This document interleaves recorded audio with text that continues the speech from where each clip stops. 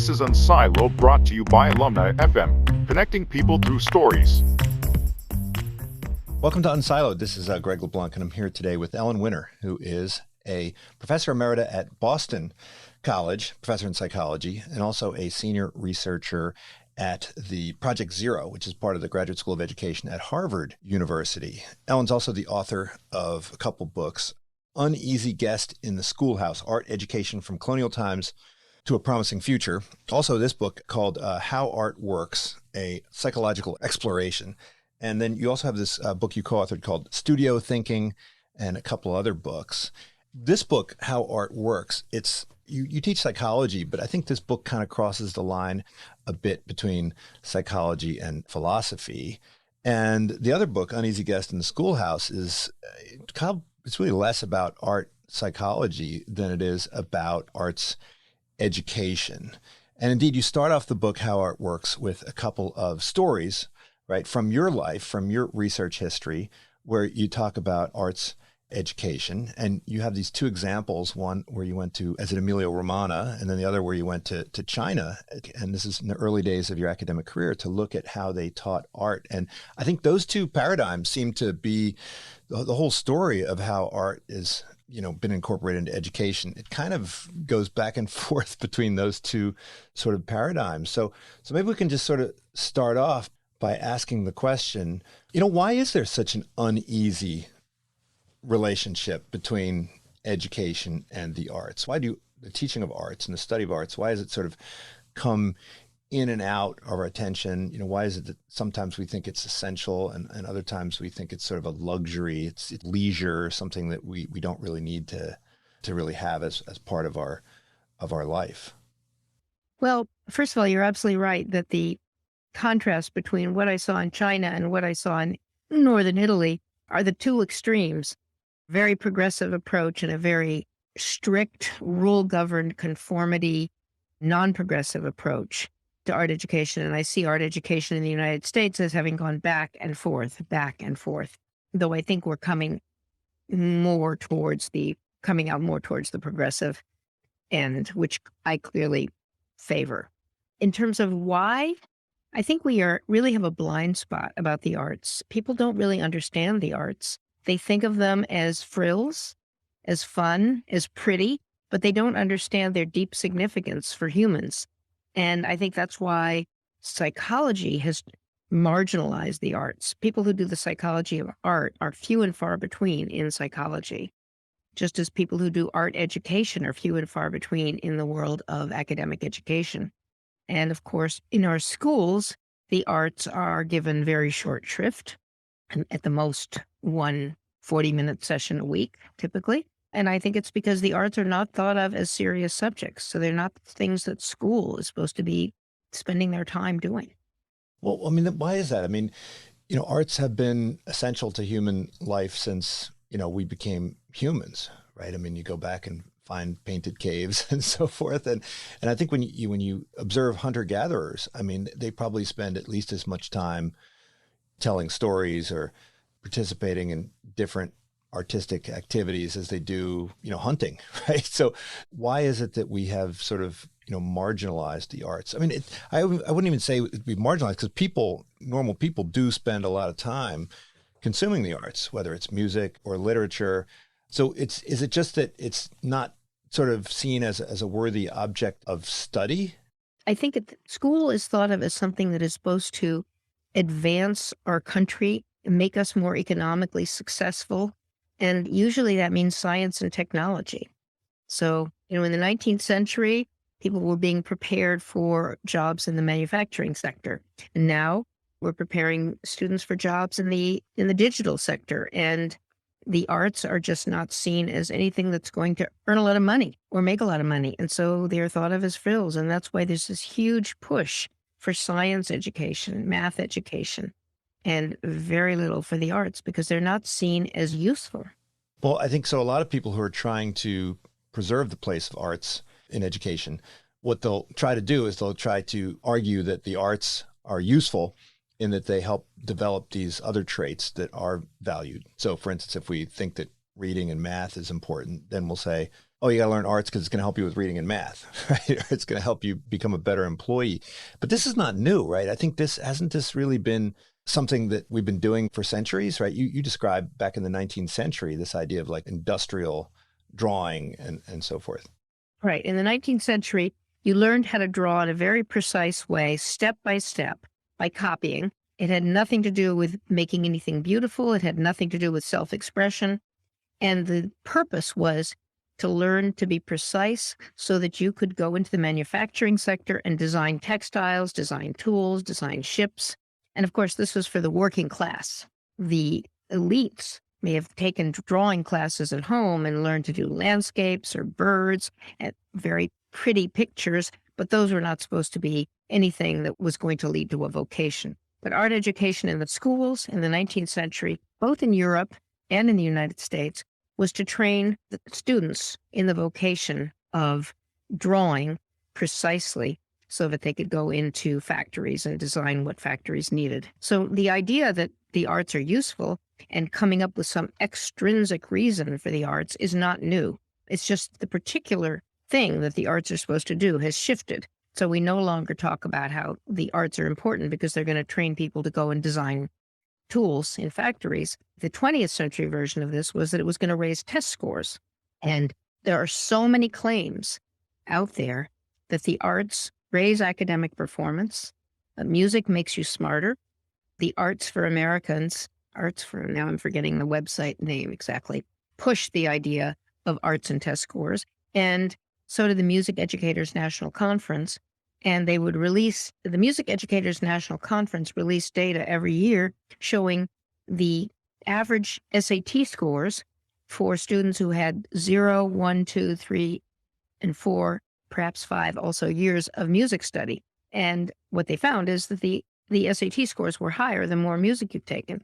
And so, of course, they made it seem as if this was causal, that music is actually causing the SATs to rise, while experimental research has long since debunked that and has shown that the kind of students who are willing to take 5 years of music and stick to it are already a self-selected sample of high-achieving students. Yeah, I mean, I want to take a deeper dive into all of the research that you have both done and also the research that you describe in the book. But I think, you got a little bit of pushback, right? When you found that the claims were unsupported by experimental data, there were a lot of people in the arts world that were kind of encouraging you to bury those findings, right? They're like, hey, you're going to make it more difficult for us to obtain funding, right? So, I mean, have many people in the arts world kind of given up on kind of advocating arts for its own sake? Have they just sort of acknowledged that the only way that they can kind of keep arts in the curriculum is that they have to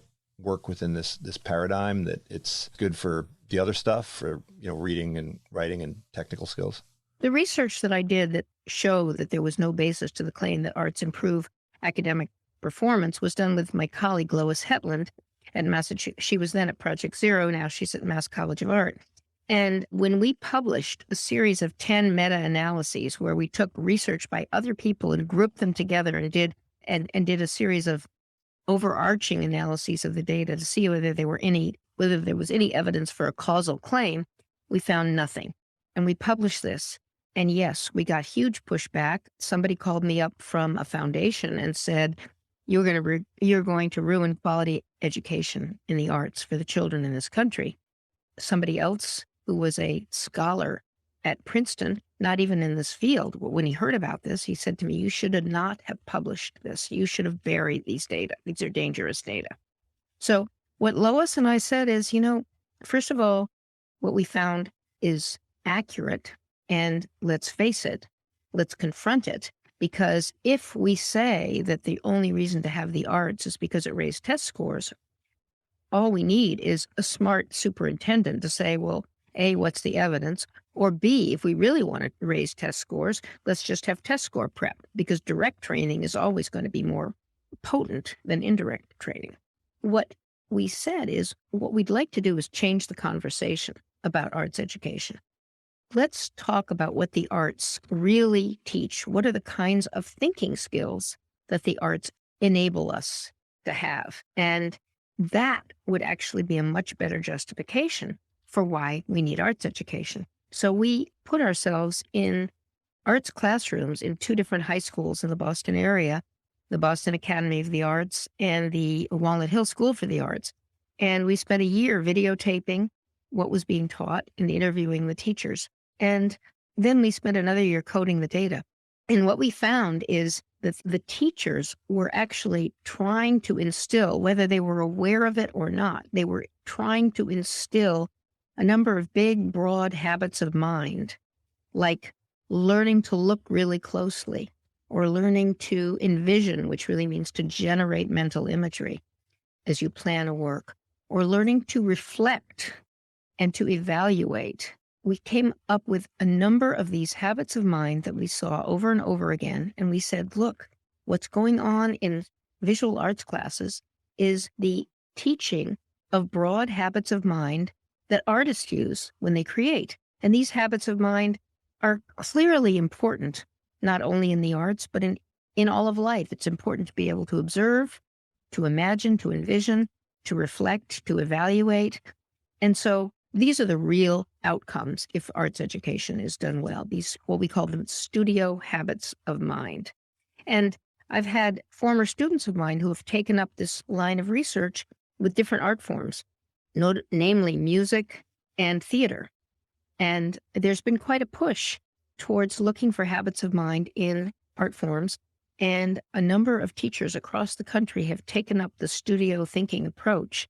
It's actually shocking to us how much this caught on. And we felt very good about this because first we were hated for having published this negative research. And then at least we published something positive that teachers felt really spoke to them. They said, yes, this is what we're doing. We didn't have the language for it. We weren't using these terms, but it makes perfect sense to us.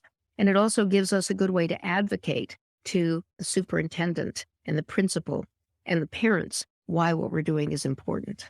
Now, it's important to point out that these habits of mind that you're talking about, if these were kind of attributes or characteristics that the students had before they went into these classes, right? And then that would explain the correlation, but it wouldn't give these classes any credit for helping to develop these. So how do we identify the impact of the classes? I mean, so much of the research that you talk about in the books is correlational research, right? And you find that, oh, people who have had this much training, have these various attributes. And so that's certainly true for the test score results and so forth. It's all correlational. But how do we know that the habits of mind that you're talking about are not also just, the people who select into the art classes, they already have these things? Right. But let me say two things. First of all, the research that we reviewed and meta-analyzed was not all correlational. There were two kinds of studies, correlational studies and experimental studies.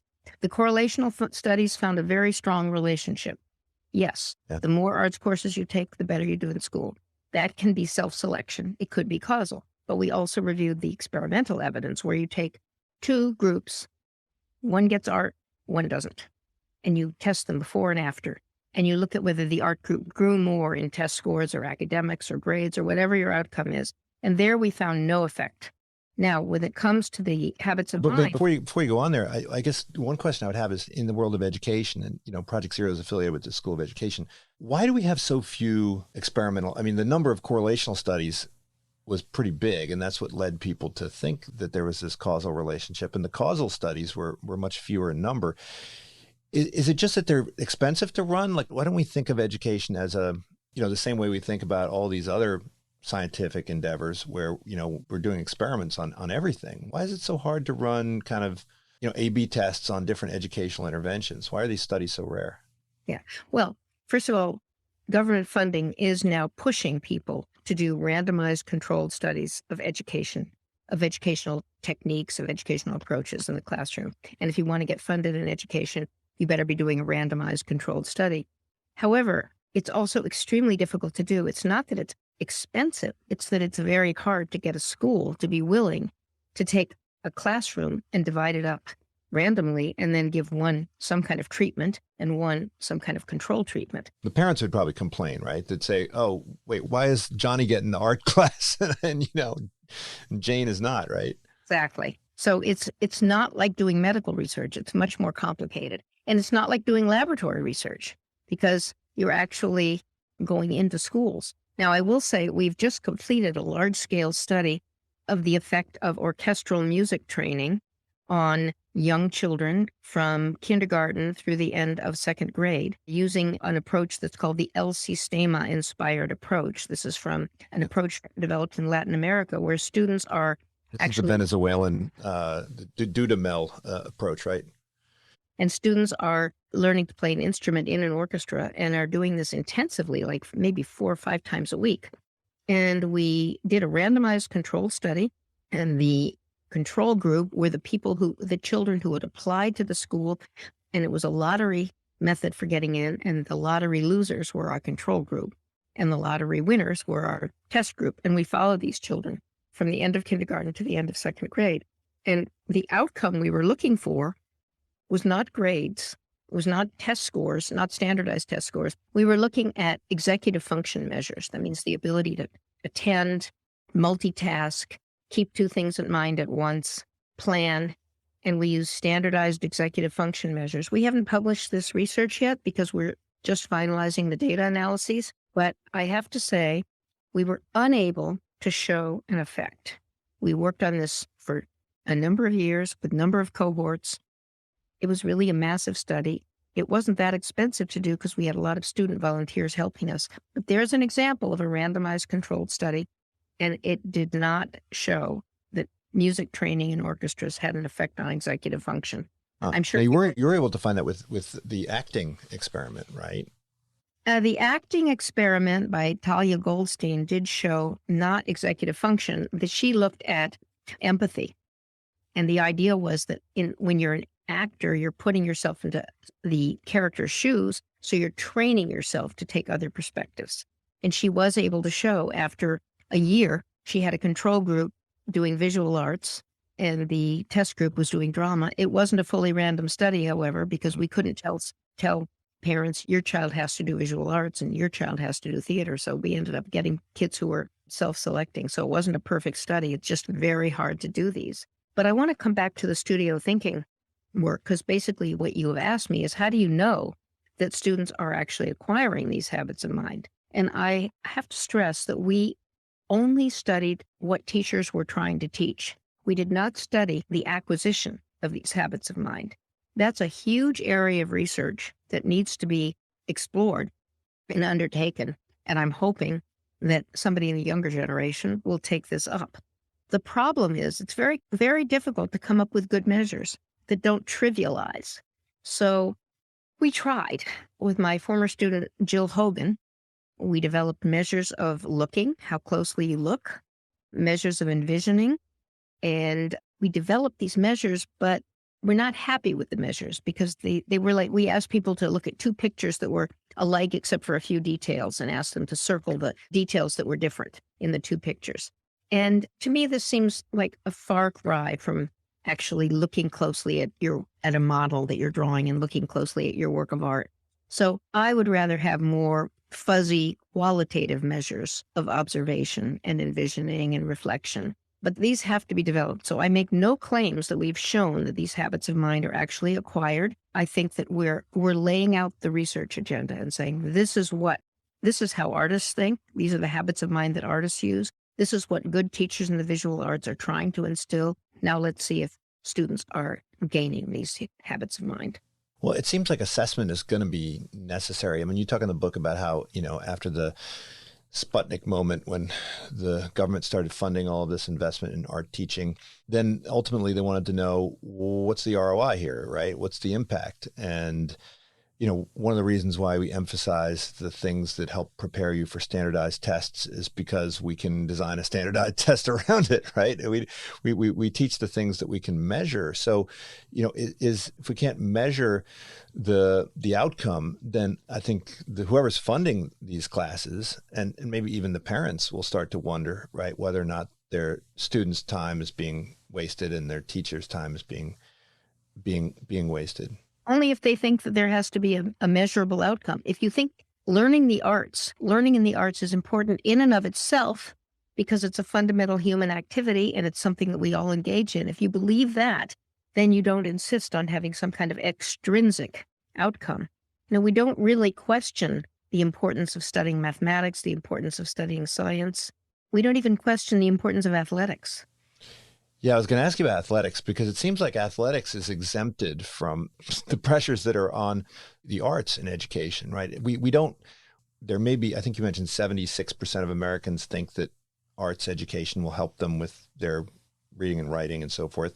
And I bet a similar number think that sports and athletics will help them in some way. But I think that for most people, if you demonstrated that sports had zero impact, they'd still support sports. But why do we say that sports is sort of an end in itself or helps to develop characteristics or traits that are, separate from passing standardized test scores and yet valuable, but we don't have the same approach to arts?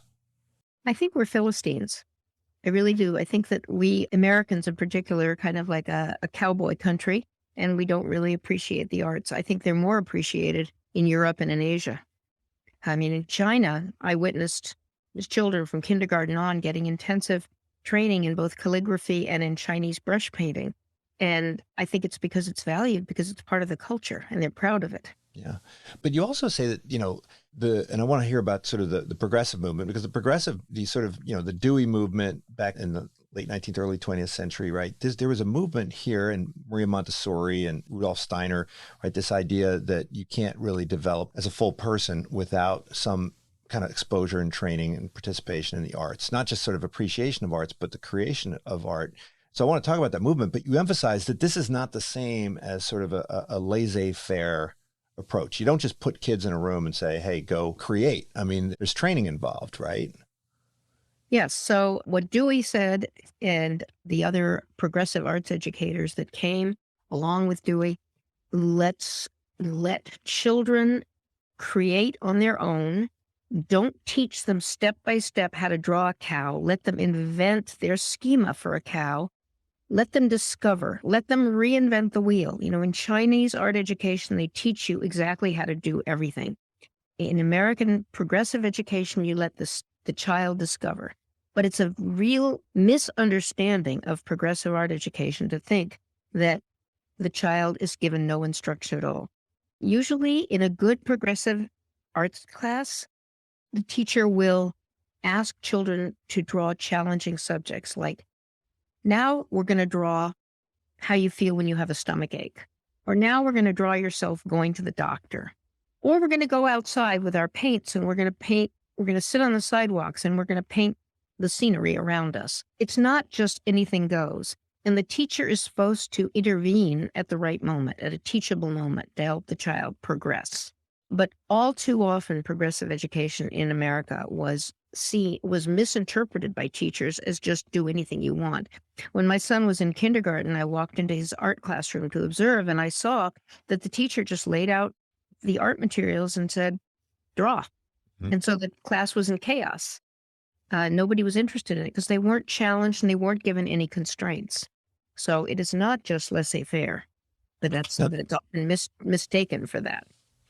Well, there was a pushback, right? So you talk about this DBAE, right, which was sort of a pushback. And I think it's a pushback that is totally understandable, right? So I think the idea in the 50s and 60s was, hey, we need to educate people to become the professionals in their field, right? And so if we want people to become scientists, we've got to teach them what scientists do. And so if we're going to, raise people, we're going to teach people arts, we're going to say, okay, this is what, this is what arts professionals do, right? So what was good and what was bad? First, just kind of describe that movement and then talk about what do you think was good and what do you think was kind of misguided about that approach? Well, DBA stands for Discipline-Based Arts Education, and it was heavily funded by the Getty Trust in California. And Elliot Eisner, one of the leading arts education academics in the country, he was at Stanford, led the charge. And the idea was that art education should teach kids the structure of the profession, and that they divided the structure of the profession into 4 different units. One was art making. The second was art appreciation. The third was art criticism. And the fourth was art philosophy, aesthetics. And the idea was that in each art class, all 4 of these components of the arts were to be taught and woven together. And who was going to teach this? The classroom teacher. How were they going to learn to do this? They were going to have a few weeks of training at the Getty funded, run by the Getty in various places around the country, and they were going to learn how to do this. One of the reasons that Elliot Eisner thought this was the right approach is because he felt that the progressive approach had just turned into chaos and that nobody was learning anything. And he developed a measure of art knowledge, which he gave to high schoolers, and he found out that nobody knew anything about the field of art. They didn't even know what century Picasso was in. They didn't know anything about techniques or media. They knew nothing. And he was appalled. So he felt we have to teach art history. We have to teach aesthetics. We have to teach art criticism along with making. And the problem with this is, while I think it's great for students to learn all of these things, when you don't expand the amount of time in an art class or the number of times in a week it meets, and when you don't have trained teachers teaching these subjects, you're going to have very superficial teaching. And art educators were not trained in art history, and they were certainly not trained in aesthetics or in art criticism. So it was really unfair to expect them to teach this way.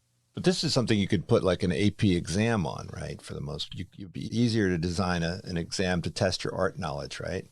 Exactly. And it became a very verbal thing. Like you would measure outcomes by asking people, when was Matisse born? What are the colors in this painting? What are the typical colors Picasso uses?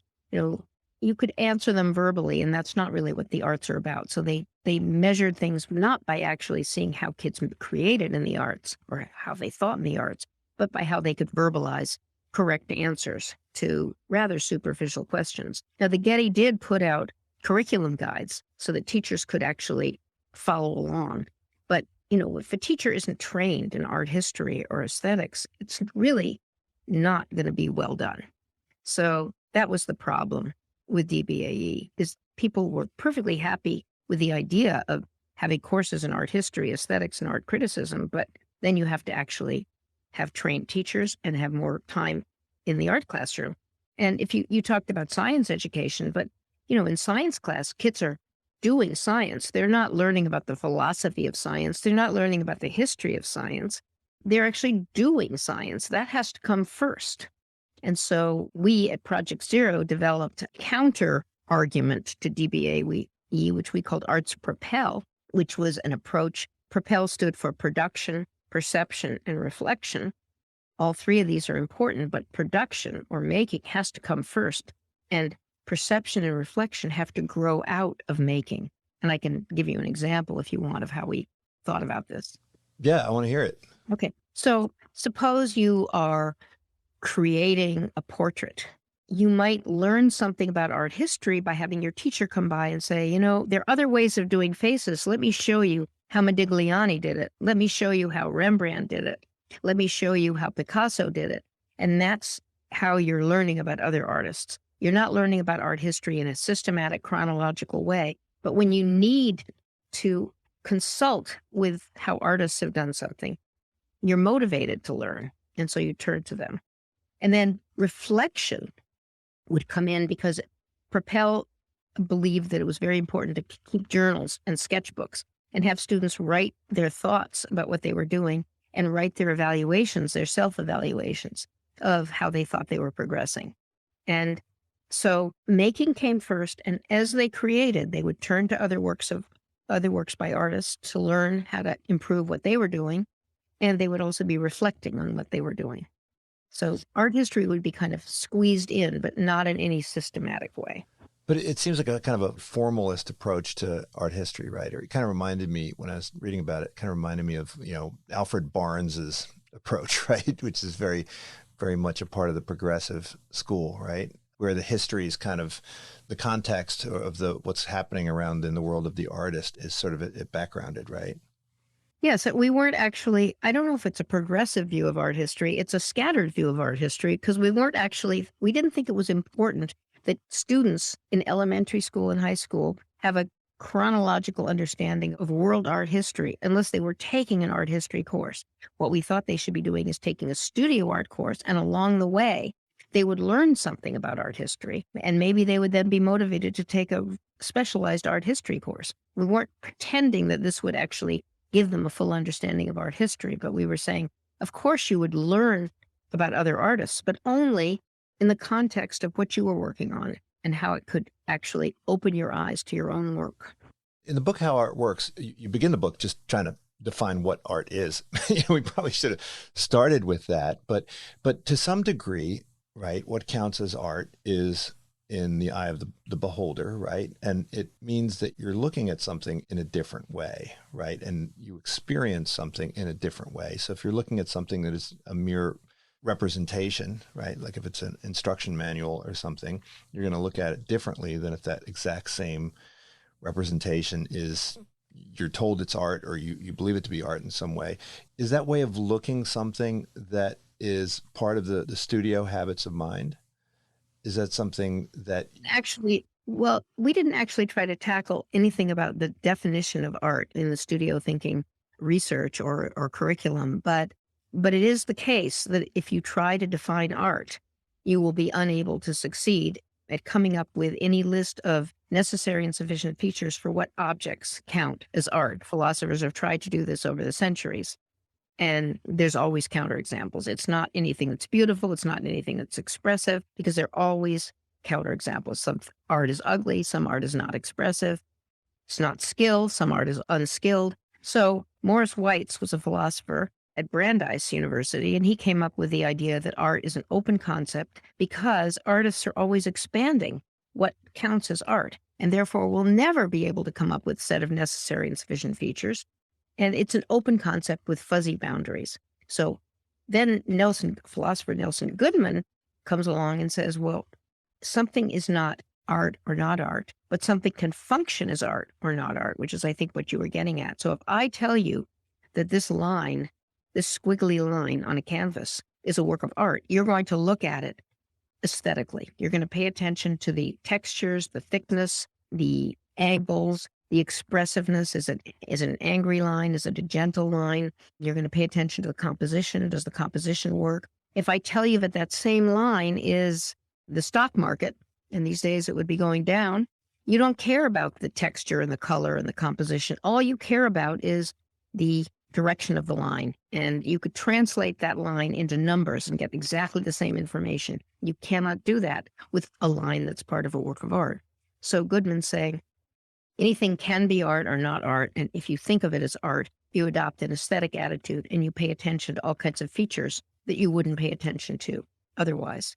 Now, in terms of studio habits of mind, I think that you could argue, we didn't make this case, but I think one could argue that by learning to look closely at works of art, whether they're one's own, those of one's peers, or those of artists, one is learning to take an aesthetic attitude.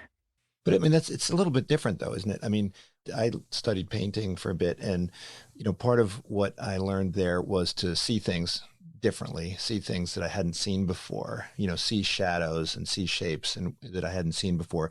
But I didn't think of that as an aesthetic perspective, because it opened my eyes to things. The aesthetic perspective is when you, as the way I understand it, is that you kind of switch on a lens. So there's that famous case of those pranksters who put a pair of eyeglasses on the floor in a museum, right? And then, people were like, is it art or is it not art? And they would flip on and off the kind of switch. And I guess the question is that capacity to look at things through an aesthetic lens, is that something that you develop and you become kind of more practiced at it so that you can see it in places where other people can't see it? And I was thinking, you had this wonderful chapter in the book about negative feelings, right? And horror films, right? And how some people, right, go to the horror films and they just feel bad. Others feel bad and good at the same time, right? And I guess the question is, like, can the first group become like the second group? Like, can they learn and teach themselves to, develop a kind of detachment, an aesthetic sense that would enable them to experience the positive on top of the negative? I'm absolutely sure that this is a capacity that has to develop and that can be taught. And we don't really teach it very much. And this is perhaps one of the things that DBA wanted to do, to teach aesthetics, and they did actually develop some aesthetic education curricula. We don't spend much time on this in our art education courses. This is not something we're born with. However, I do believe that children have the raw ingredients at a very young age for aesthetic experiences, because these aesthetic experiences that they have are not directed towards the arts, but they may be directed towards nature or towards playgrounds. They can be completely mesmerized and in states of flow as they are staring at animals or staring at bugs or racing around on a merry-go-round. And these capacities for flow and intense pleasure and for activities that have no extrinsic outcomes, I think, are the raw materials for aesthetic experience. But learning to perceive aesthetically and make fine discriminations and really switch on that lens and think of something as a work of art and see it as a work of art does require making fine discriminations, looking really closely. And that's something that art connoisseurs are very good at, and ordinary people are not. So it is definitely something that comes with practice and with training and with a mentor that opens your eyes and helps you see. Well, in addition to, you say an aesthetic appreciation, but there's something special about things that are man-made, right? And you emphasize that oftentimes the distinction between art and not art requires some element of intentionality, right? Some intentional creative act, which means you wouldn't find that same thing in a tree, right? Unless you believed in, divine creation. No, I think that's what you're saying is very important. When you're looking at a work of art that this was made by a human mind, and that has a very powerful effect on you because you ask, what was the artist's intention? What was he or she thinking? The brushstrokes become records of the artist's feelings and thoughts while it was being made. And if instead you're looking at accidentally spilled paint and you know it was just accidentally spilled paint, you just don't adopt that kind of mentalizing towards it. And I think this is very relevant today, this issue, because now we have artificial intelligence art. We can look at a painting by Rembrandt and find out that actually it was painted by a deep learning machine that had learned all the paintings of Rembrandt's, had learned to identify Rembrandt's, and then finally it was able to spit out new Rembrandt's. And I think that if you look at a painting and you know that it's by a deep learning machine, you react to it very differently than if you think it was Rembrandt. And I think you don't feel as much awe. When we look at a painting by Rembrandt, the original, not a reproduction, we know that we're looking at something that Rembrandt touched.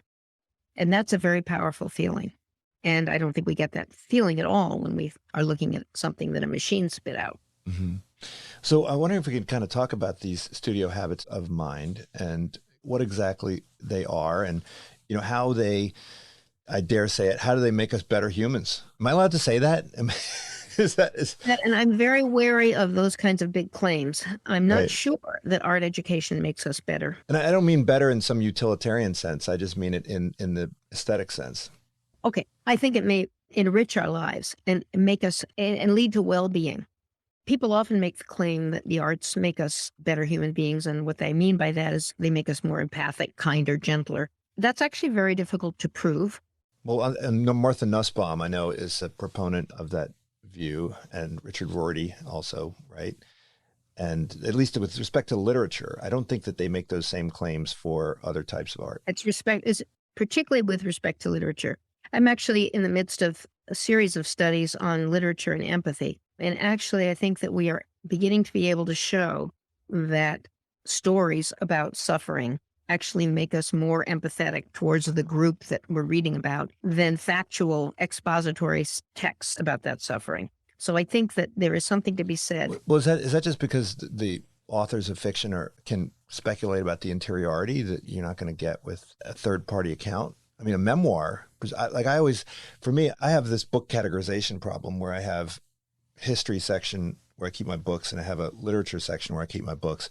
And when it comes to memoirs, I put them in the literature category and I don't put them. So if it's a memoir of someone in battle, you might think I'd put that in in the history section, but I put it in the literature section because I feel that it has a similar impact on me when I read it.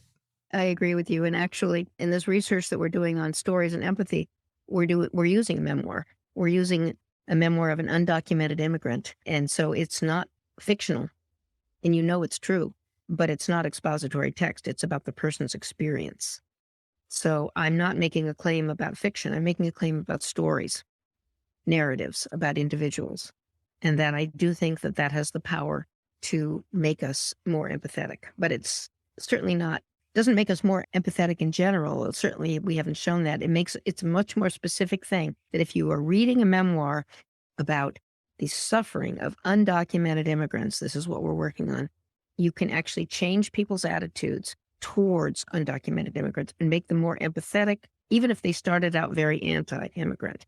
You can make them more empathetic. That doesn't mean they're going to be nicer to their next door neighbor or, just generally a kinder person. It's not a general empathy. You can change. It's really about attitude change in the direction of empathy.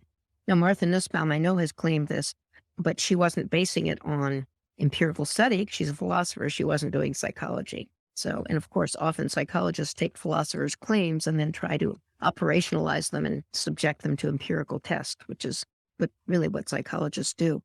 Well, you mentioned a couple of different types of empathy, right? So I think there was less disagreement about the cognitive empathy piece, but the next step is, does that make you actually, more kinder and gentler towards those people? And you're arguing that it may well be that as well. Yes. Well, cognitive empathy usually means just understanding the other person's situation. And you could be very good at understanding somebody else's perspective, but not care at all about their suffering. You can be kind of Machiavellian about it. You know what the person is feeling, but you don't want to make them better. But in the studies that I'm describing that we're doing now, we're actually showing that people's attitudes do become kinder towards the particular group that they've been reading about. But this is just the very beginning of these studies, and we need a lot more, and we need to look at how much this generalizes towards other things besides the actual kinds of people that the story you're reading about is about. Well, so now let's turn to the studio habits of mind, and maybe we can dig into them. And, I spent some time studying art, not very good. And I think I learned a couple habits just studying the creation. And I think, studying the appreciation of something or inhabiting it is different from actually producing it. And so if you're, say, consuming literature, it has an impact. But if you're producing literature, it probably has an even bigger impact. If you're observing paintings, it has an impact. But if you're producing paintings, it has a different impact. So what is the impact, the extra impact that you get from learning how to produce as opposed to simply consume or appreciate? Well, I have a former student named Jen Drake who's been doing a whole bunch of research on the emotional benefits of making visual art. And now she's turning to the emotional benefits of viewing visual art. I think that the making benefits are stronger. I think what she has been able to show is that making, even a person who's completely untrained in art, just asking that person to make a drawing or a painting quickly, in maybe 20 minutes, you can measure self-reported mood change, and people actually feel better after they've made the work of art. And she has all kinds of control conditions where they're copying something or they're crossing out all the letter H's on a page. So she has various kinds of activities that she's comparing to the drawing to. And it's the drawing condition where people feel better. And then she wondered, do they feel better because they are working through some problem that they've been dealing with and they are expressing it through art and kind of cathartically letting it out?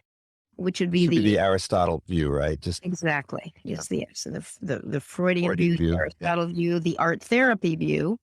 Or is it just that they're turning their minds away from their troubles and entering into a different space?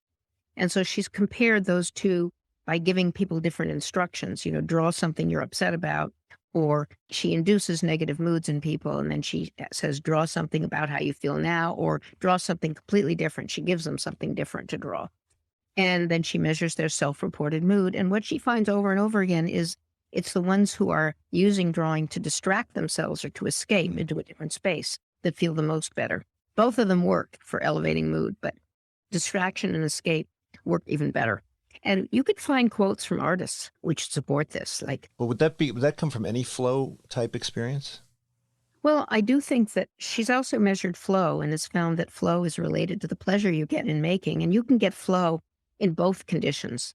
But the greatest mood elevation comes from when you're not thinking about something that you're upset about. It is a way of getting into a different kind of space. Right. And so I think that that's not one of the habits of mind. I'm not really talking about the habits of mind here, but I am talking about how making art can improve well-being. And artists have often said things like, when I make art, I forget about my troubles. I escape. It's the greatest escape there is. Yeah. And why do we read fiction? Why do we watch movies? We are escaping. And the People can escape with genre fiction the same way that they can escape with great literature. So, but I think you have a whole section on what makes for good art, right? I can't really escape with genre fiction. I get bored really quickly, but I know quite a few people that can. And so if escape is what you're after, it seems like, it shouldn't matter whether it's poetry or pushpin to quote Mill, right? let me bring in the concept of feeling moved and making meaning, because I think that's really important for art that is good art. It moves you and you reflect about it, and it's very meaningful to you, and you connect it to your own life, and you don't stop thinking about it. I would call it airport fiction. It's an escape, but it's not really moving, and it's not deep, and it doesn't get you to think, and you forget about it right away. Well, sometimes you can be so moved that you just can't. I remember I can't see King Lear more than I got to go a couple of years between viewings because I can't take it. Right. So it can be very challenging. But if you think about the greatest works of art in any domain, whether it's music, literature, painting, these works tend to elicit negative emotions in us. They're tragic. So why do we want to keep going back to them? Why do we want to experience these negative emotions? And one of the answers to this is that when people are looking at art that elicits negative emotions, they also feel positive emotions because A, the beauty of the work, and B, because they make meaning from it. And it's the meaningfulness of it gives you a positive feeling. And so when you're feeling very moved, you always have a mixture of negative and positive emotions. And so I think that the works of art, great works of art, do improve our well-meaning because they get us to think, they get us to reflect, and they get us to grow. So I found that you talk about observation and how important it is. In business schools, we have these design thinking classes. They're fundamentally classes about observation, right? Teaching people to pay attention, teaching people to expand their focus and narrow their focus where appropriate. And this seems to be a skill that artists have, right? That is much more highly developed than in non-artists. So, is this the kind of thing, do you think that everybody should get exposed to this at some point in their life to a large degree? I had art classes in school, and I don't think they really offer art classes in a lot of school. I think it's been squeezed out. Recess has been squeezed out. Shop has been squeezed out, right? And art classes are being squeezed out. Where can people go to get these studio habits of mind if they're not going to get them in kind of K through 12? I think you can get these studio habits of mind also in other kinds of classes. Like, for instance, let's take science. You can learn to observe really closely. There's some things you might not be able to get. You probably aren't going to get practice in expressing feelings in science class. Generating mental imagery, you actually need that in science class. If you're thinking about the structure of a molecule, for instance, and trying to rotate it in your mind. I do think the arts might be the best place to develop these habits of mind. But I'm not saying that these are the only places. In fact, some teachers are trying to take the studio habits approach and use it for the teaching of other fields, like science in particular. So if you get kids to look closely at things and to be reflective about things and to be meta-aware of their process, and also to get them to learn to evaluate what's working and what's not working, already you would have the beginnings of a studio habits of mind approach to a non-art form. But we can't really say that learning to pay attention in visual art class is going to make you a better attention payer in science or in history class. That's a transfer claim. Learning in one domain transfers to another. Transfer has been notoriously difficult to demonstrate in psychology. They used to say you should study Latin because it will make you more logical, but that turned out to have been debunked. If you study Latin, you get better at Latin. So whether or not these habits of mind transfer has not yet been demonstrated. I would love it if they did transfer. That would be a wonderful finding, but that is an empirical question. Yeah, I remember that. When I studied Latin, I was like, why am I studying Latin? Like, oh, well, it's got all these nebulous advantages, which I don't think I've actually managed to reap at any point in my life. But yeah, so there's a huge section in both books really on transfer learning, which I found fascinating. I certainly wish it were the case. That would help me to justify why I'm trying to learn so many different things. But do you think, would we need a new kind of Sputnik moment to kind of create some sense of urgency around incorporating arts education into, in the university level, humanities in general are challenged in a major way. And I think arts are probably even more, I think at Berkeley, our studio art department is not really a fully legit department. What would that look like? What would have to happen for people to believe that arts deserve the same type of importance, if not of science and engineering, at least as important as athletics? At least as important as athletics. I'm not very optimistic that that would happen. I will say that COVID did provide art teachers with the argument that their kids were traumatized. And when they came back to school, the arts should be given a more important place because this is where kids were going to find comfort and be able to express their feelings. I can't say that happened because I haven't heard of any changes in the curriculum in schools, but I think that that was a possible mini Sputnik moment when people might have thought, this is why we need the arts. We need it for psychological health and well-being. Can't we just give people pills? Wouldn't that do the trick? Well, it would be nice. We could pop a pill to feel good, but antidepressants, there's a lot of controversy about how much they make people feel good or whether it's a placebo effect. Though I'm sure they do some good, but it's not very easy to come up with pills to make you feel good. Plus, you don't want to just feel good. You want to think and have meaning and purpose in your life. And I think the arts give you meaning because the arts make you think. The arts make you think about the human condition. I know that sounds very cliched, but I really think it's true. It makes you think about love and death and why we're here.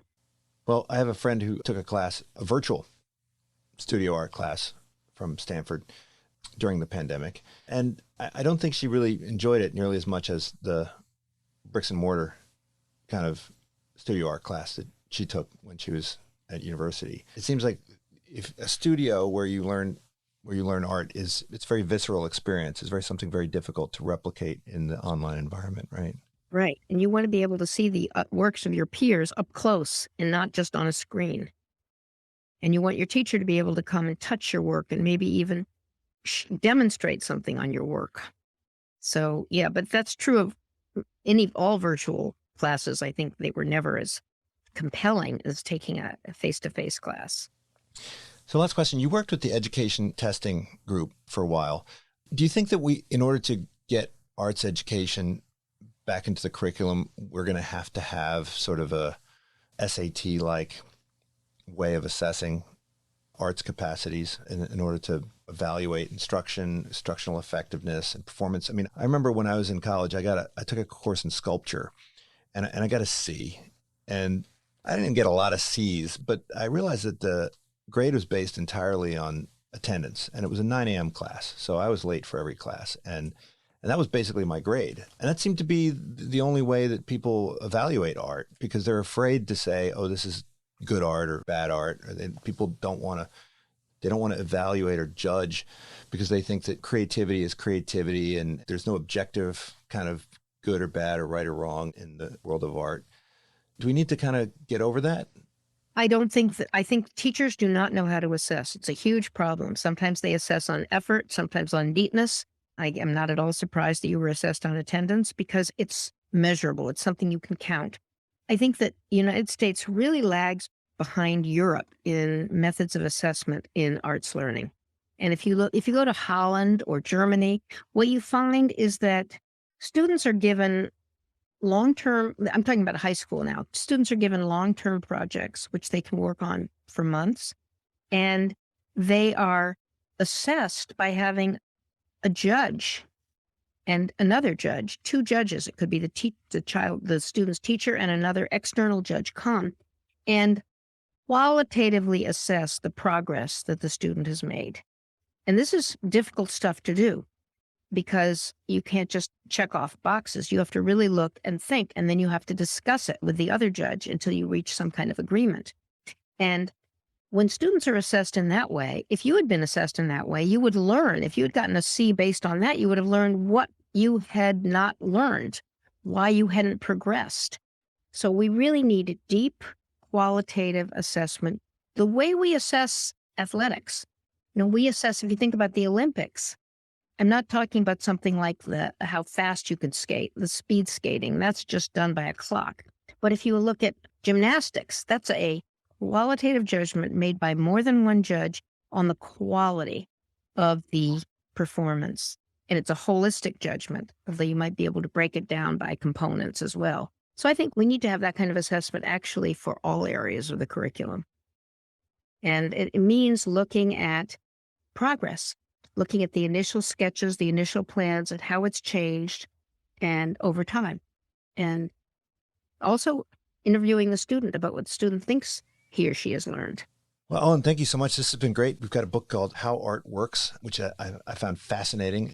We barely even scratched the surface. It's deeply philosophical work, sits at the interface of philosophy and psychology and art, of course, and also Uneasy Guest in the Schoolhouse. I look forward to seeing what happens in terms of our arts curriculum going forward, but there's certainly some hope, and in part due to your work at Harvard and Boston College. Thank you so much, Ellen. Thank you so much for having me. This is Unsilo, brought to you by Alumni FM, connecting people through stories.